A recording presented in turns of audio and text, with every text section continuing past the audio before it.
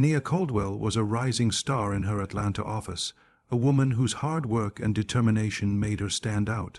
Richard Halston was her polished, respected boss, admired for his success but feared for his temper. To the outside world, their professional lives seemed ordinary, until Nia stumbled upon his darkest secret, a hidden mistress and a trail of stolen money. What began as a routine discovery soon spiraled into a deadly game of silence and suspicion, ending in a brutal act of betrayal that no one in the office could have imagined. Nia Caldwell had always believed in hard work and determination. Growing up in a modest household in Atlanta, she had learned early that nothing came easy, but persistence could carry her anywhere. By the time she turned 28, she had carved out a respectable place for herself at a well-known private marketing firm. Nia was known for her sharp mind, her professionalism, and her ability to stay calm under pressure. While many of her peers struggled to find stability in their careers, she had already become one of the most trusted employees in the company. Colleagues admired her dedication, and even clients remembered her name because of her attention to detail and ability to deliver results. For Nia, the office wasn't just a job. It was proof of how far she had come and how much further she could go. Her boss, Richard Halston, was a man who seemed to command respect the moment he walked into a room. At 42, he was polished, confident, and carried himself like someone who had built his life around success. To outsiders, Richard was the perfect example of a self-made businessman, someone who had turned a small firm into a thriving company. His charm drew people in, but behind closed doors, his temper made employees tread carefully. He had a way of silencing a room with just a look, and though he rarely shouted, his anger was sharp enough to leave people shaken. Nia, however, managed to stay on his good side. She was efficient, quiet, and avoided office politics. Richard seemed to value her commitment, often praising her during meetings for her strong performance. Yet despite the recognition, Nia kept her distance. She sensed that beneath his polished exterior was a man who controlled every detail around him and expected absolute loyalty. While others tried to impress him with flattery, she stayed focused on her tasks, earning his respect without crossing personal boundaries. Life at the firm followed a rhythm that felt predictable until small details began to unsettle Nia. At first they seemed harmless. Richard stepping out of the office at odd times, taking long phone calls behind closed doors, or scheduling late-night meetings with no clear purpose. She brushed it off as the behavior of a busy executive, but something about his routine felt inconsistent with the image he projected. He was careful, almost too careful, and his behavior left her with quiet questions she couldn't quite answer. One evening, while organizing files, Nia stumbled upon unusual company expenses. The documents didn't make sense, with large sums of money listed under vague categories. She noticed charges for luxury hotels, restaurants far outside the city, and purchases that had nothing to do with marketing. At first, she thought she must have been mistaken. Maybe it was part of a client project or something handled by upper management.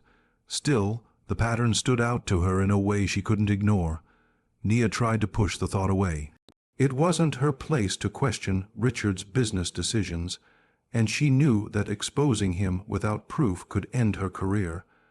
But the seed of suspicion had been planted, and no matter how much she tried to stay focused on her work, her mind kept circling back to those unexplained expenses.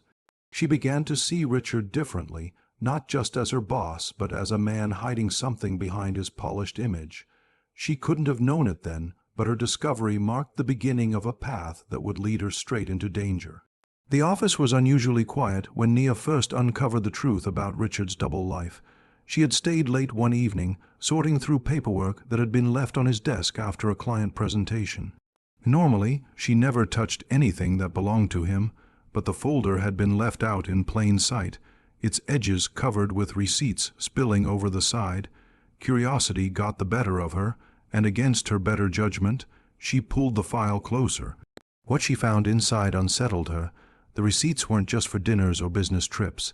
They were personal, extravagant, and completely unrelated to company work. One was for a high-end jewelry store, another for a boutique hotel booked under a name she didn't recognize. There were also photographs, grainy printouts of images showing Richard alongside a woman she had never seen before. The woman's name appeared on several of the documents, Elise Morrow. She was 30 years old, a striking figure with expensive tastes, if the receipts were any indication. The file contained rental agreements for a modern condo, lease papers for a luxury car, and invoices for designer clothing. All of it tied back to Elise, and all of it had been paid for through company funds. Nia's stomach twisted as the realization sank in. This wasn't just an affair. It was theft, manipulation, and betrayal woven together into one dangerous secret. For several minutes she sat frozen at the desk, staring at the evidence in disbelief. Richard, the man who held himself up as an example of professionalism, was funneling company money into a life he had built with another woman. The thought of his employees working long hours while their boss funded a mistress's lifestyle with the company's resources left her sick. She quickly tucked the documents back where she had found them, her hands trembling as she tried to calm herself. The discovery weighed heavily on her mind. Over the next few days, Nia couldn't look at Richard the same way. Every meeting felt different. Every word he spoke seemed to carry another meaning. She watched him leave the office at odd times and realized he wasn't just going to client dinners. He was slipping away to meet Elise. He returned with the same controlled composure, but she could see the cracks in the image he projected. He looked tired, distracted, and at times almost nervous. The perfection of his leadership had been nothing more than a mask. Nia considered what to do with the information. She thought about going to the authorities, or at least reporting it to the firm's board, but she hesitated. Richard was powerful, and she had no guarantee anyone would believe her. The documents could easily disappear, and without proof, her career could be ruined in an instant. Yet silence felt like complicity, and the longer she held the secret, the heavier it became. She knew Elise was the key to everything, but reaching out to her felt far too dangerous. What Nia didn't realize was that Richard had already sensed her shift in behavior.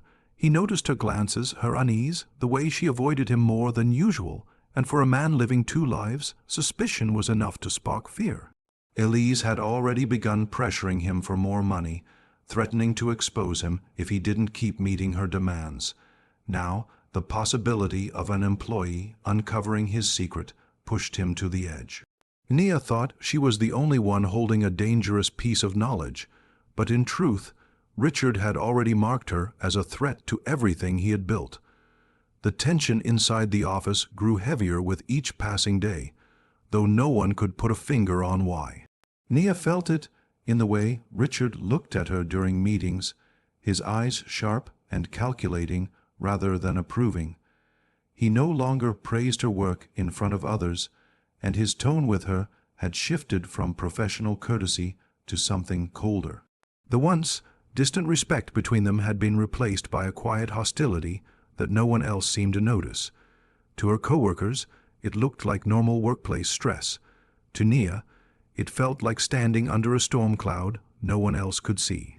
She tried to go about her tasks as usual, but every small interaction with Richard felt loaded. If she stayed late at the office, she caught him watching her from his glass, walled office. If she asked routine questions, his replies came clipped, with an edge that carried a warning. She wondered if he somehow knew what she had discovered. She had been careful to return the documents exactly as she found them, but perhaps she had underestimated his meticulous nature. The thought that Richard might already suspect her filled her with dread. Outside the office, Richard's carefully constructed life was starting to unravel. Elise, the mistress whose lifestyle he had been funding, had grown more demanding. She wanted more than money. She wanted security, recognition, and control. When Richard hesitated, Elise reminded him of everything she knew: his misuse of company funds, his double life, and his lies. She hinted that if he didn't provide what she wanted, she might be forced to speak out. The woman he thought he could control was quickly turning into a liability. This pressure weighed on him constantly, and his paranoia only grew. At work, he scrutinized every move Nia made, convinced she was preparing to expose him. In his mind, she had already pieced together enough to destroy his career and reputation. Even worse, her silence made him nervous. He could not predict what she might do or when she might act. He imagined scenarios where she went to the board, to the police, or even to Elise herself. The uncertainty was unbearable. For Nia, the fear became suffocating. She confided in a close friend outside the office, admitting that she had uncovered something about Richard that frightened her. She didn't go into details, but she spoke of her growing concern that he was watching her every move. Her friend urged her to leave the company, to walk away before things got worse, but Nia hesitated. She had worked too hard to build a career, and she wasn't ready to abandon it because of a secret she had never asked to uncover. She told herself she would stay quiet, that she would not interfere, but the unease never left her. The balance of power between them had shifted in ways neither of them could fully control. Richard's authority no longer intimidated Nia. Instead, it terrified her, and for Richard, the presence of a young, sharp employee who knew too much gnawed at him day and night. Every time she walked into the office, he saw not an employee, but a threat to everything he had hidden. The silence between them was dangerous, and deep down, both of them sensed that it could not last forever. The rain that Friday evening fell in steady sheets against the glass windows of the office building, turning the city outside into a blur of reflections and shadows. Most employees had already gone home, leaving behind empty desks and the low hum of fluorescent lights. Nia was one of the few still working, her focus on finishing a presentation for an upcoming client meeting. She had her headphones in, listening to quiet music, unaware that she was not truly alone. Richard arrived later than usual, his suit damp from the storm. He moved through the darkened corridors with a quiet intensity, his footsteps echoing in the silence. To anyone else, his presence would have seemed routine, just a boss putting in extra hours. But inside, Richard's mind was in turmoil. Elise had cornered him earlier that day, demanding more money and threatening to reveal his secrets. At the same time, his suspicion of Nia had grown unbearable. He was certain she had seen the evidence, certain she was waiting for the right moment to betray him. In his paranoia, the two women had become the walls closing in on him, and in that moment, he decided that Nia could not be allowed to remain a risk. Nia looked up in surprise when Richard entered her workspace, drenched and tense. He claimed he was there to check on the project, but his demeanor was wrong, too sharp, too insistent. The office felt smaller as he moved closer, his words less about business and more about control. His questions turned into accusations, his tone thick with anger. Nia tried to remain calm, but the storm outside seemed to mirror the storm that had built inside him. The confrontation escalated quickly. Richard's voice rose, and his movements grew erratic. He cornered her near the desk, demanding to know what she had seen, what she had discovered. Nia denied everything, her fear obvious, but Richard was no longer in a state of reason. His paranoia had tipped into rage, and in his mind, she was the key to his downfall. What began as heated words turned into physical violence in a matter of seconds. The office that had once been Nia's place of ambition and growth became the setting of her final struggle. The fight was brief but brutal. Papers scattered across the floor, a chair toppled, and the sound of the storm outside swallowed the desperate noise inside. Richard's strength overpowered her, and in a moment of chilling finality, her life was taken. The room fell silent, save for the patter of rain and Richard's own unsteady breathing. When the reality of what he had done settled in, Richard's mind shifted from rage to cold calculation. He knew he couldn't leave the scene as it was. He began staging the office to resemble a robbery gone wrong, wiping down surfaces and scattering items to create the illusion of a break-in.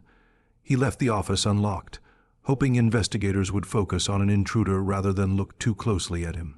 To strengthen the illusion, he carried away a small bag with Nia's belongings, believing it would support the story he was crafting. But in his rush to erase evidence, Richard overlooked the most crucial detail. The security cameras in the hallway had captured him entering after hours and leaving much later. His figure unmistakable even through the rain. Streaked lens to him, the night felt like a careful cover-up. In truth, it was the beginning of his unraveling, and the silent footage would later expose everything he had tried so desperately to hide. The discovery of Nia's body the following morning sent waves of shock through the office. A junior employee who arrived early found her lying motionless near her desk, the scene grim and unsettling. Within minutes, the building was flooded with police officers, detectives, and crime scene investigators. The news spread quickly among her colleagues, and disbelief turned into grief as they gathered outside, unable to comprehend how a vibrant young woman who had been full of ambition just the day before could meet such a violent end. At first, detectives considered the possibility of a break-in. The office door had been left unlocked, and some drawers appeared ransacked, but as they examined the scene more closely, doubts emerged. Nothing of real value was missing. Computers, cash, and sensitive files remained untouched. The crime looked staged, and the detectives knew that whoever had done this wanted them to believe it was a robbery. Nia's family was devastated when they received the news, and their grief was compounded by the lack of immediate answers. They demanded justice, pressing the investigators to find who had harmed her. Attention quickly turned toward the people who had been in the building that night. Security logs showed limited activity, and when detectives reviewed the footage from the hallway cameras, one image stood out. Richard Halston, the respected boss, was clearly visible entering the office late in the evening and leaving hours later. He carried a bag he had not arrived with. His alibi was vague, his explanation about checking on late night work unconvincing. Still, investigators needed more than suspicion to move forward. The forensic team found what they needed. Tiny blood traces were discovered on the edge of Richard's sleeve and cufflinks, barely noticeable but impossible to ignore. When his home was searched, the bag seen in the footage was uncovered, containing personal items belonging to Nia. Confronted with this evidence, Richard attempted to remain calm, but his composure cracked under questioning. His story shifted multiple times, and each version only tightened the case against him. As the trial began, the shocking details of Richard's hidden life came to light. Prosecutors revealed his misuse of company funds, presenting receipts, hotel records, and rental agreements tied to Elise Morrow. Elise herself was called to testify, and her words painted the image of a man drowning in lies. She admitted that Richard had been supporting her lifestyle for years, and that she had pressured him for more, though she never imagined it would push him to murder. Her testimony sealed his fate, showing his motive and his desperation to silence anyone who threatened his carefully constructed image. The jury listened to weeks of testimony, but the surveillance footage and forensic evidence left little room for doubt. Richard Halston was convicted of first-degree murder and sentenced to life in prison without parole. His fall from grace was absolute. The man once admired for his leadership was now remembered as a manipulator who allowed greed and fear to drive him to kill. For Nia's family, the verdict brought some measure of justice, but the pain of losing her never faded. Her story became a haunting reminder of how secrets and lies can destroy not only reputations but lives.